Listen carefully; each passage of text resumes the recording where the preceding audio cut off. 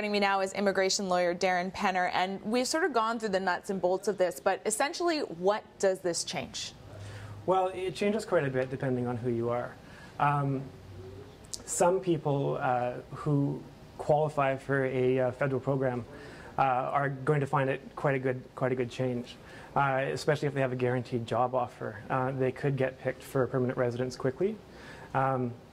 What the government is saying is if they actually get an invitation to apply for permanent residence, they will get processed in 6 months. So they could end up being permanent residents very quickly. The people who it isn't so good for are the people who don't have a job offer or who otherwise don't have a lot of points under the new system. They might qualify for a federal program now, but they could stay in the pool for quite a while. We've always had a point system of some sort, have we not? How is this different than what we sort of had before?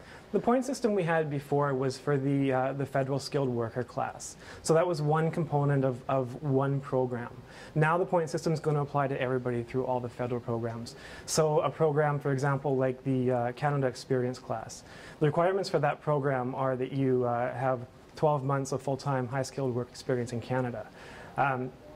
If you had that on December 1st of 2014, you could just apply for permanent residence, and if you otherwise qualify, you could expect to receive permanent residence. Starting in 2015, if you meet the requirements of that class, now you still have to go through into the point system. So who essentially are the winners and losers in this new system? The winners are people who can score high, who get a lot of points. So highly educated, high English proficiency, maybe money already. Yeah, they'll need to get their education credentials, they'll need to take a language test. People with a guaranteed job offer from an employer apparently will get picked fairly quickly, CIC tells us. People coming in through the provincial nominee program will also get picked quickly, apparently. And what about those folks that are already here, have been waiting, are already in the system?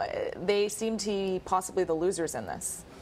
Depending. Right. Yeah, they may be. I mean, if they qualify for one of the federal programs after January 1st, then they can enter the express entry pool. The problem is if they don't get enough points, they're going to stay in the pool indefinitely. Right. Now, what CIC is telling us is that they can reapply to enter the pool if they don't get picked within 1 year. But it takes away all certainty for them. Now critics are saying this program essentially gives the government too much power. It lacks accountability compared to the program we used to have. What do you say to those sort of concerns about this new system?